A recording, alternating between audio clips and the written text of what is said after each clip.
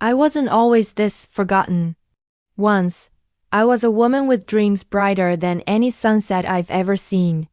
I wanted to write book stories that would outlive me, words that would echo long after I was gone. But life, as it often does, had different plans for me. There were children to feed, tiny mouths that depended on me for everything. There were bills to pay, stacks of them that never seemed to get smaller. Dreams don't survive when survival becomes your only goal. You push them down, tell them to be quiet, promise you'll come back for them later. I buried my dream the day I packed away this typewriter. It felt like a funeral. I remember the weight of the lid as I closed it, the click of the latches feeling so final. I wrapped it in a blanket, like a fragile memory, and pushed it into the darkest corner of the attic.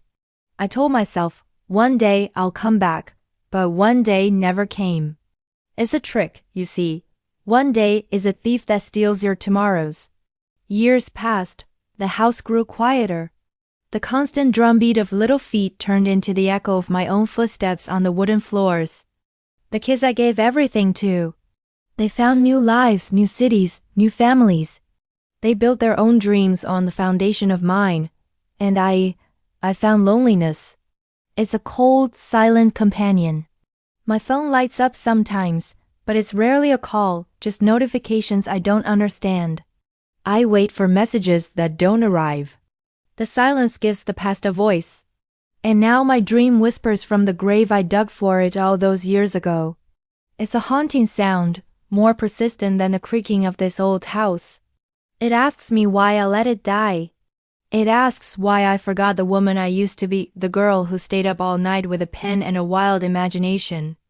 I found a box the other day, tucked away with the old photo albums. It's full of rejected manuscript pages. The paper is yellowed and brittle now, the ink slightly faded. My own words, strangers to me.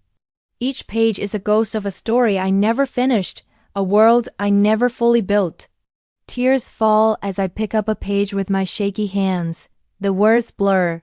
It's not just the age in my eyes. It's the regret. I'm scared.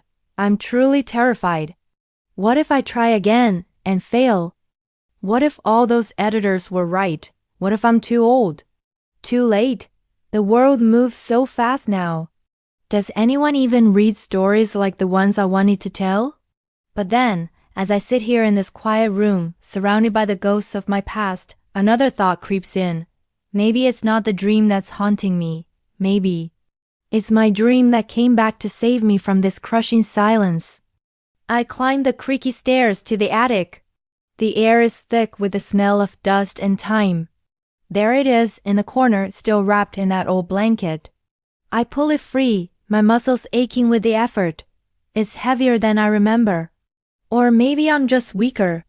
I carry it downstairs, my heart pounding a rhythm I haven't felt in decades. I wipe away the dust, my fingers tracing the familiar keys. QWERT, why they feel like old friends. I find a stack of fresh, blank paper. The sheer whiteness of it is intimidating. It holds no judgment, only possibility. With a trembling hand, I feed a single, pristine page into the typewriter. The grip of the rollers, the metallic clink is a sound I thought I'd never hear again. I take a deep breath. And I begin to type. Chapter 1. A grandmother who refused to stay buried. Maybe I'm not finished yet. Maybe my story didn't end when my children's stories began. Maybe love isn't the only thing worth living for. It's magnificent, it's essential, but it isn't everything. Maybe dreams, they don't leave those who once loved them. They just wait patiently for us to remember them. They wait for us to come back home. Thanks for watching. If this story touched you, please consider subscribing. There are more chapters to write.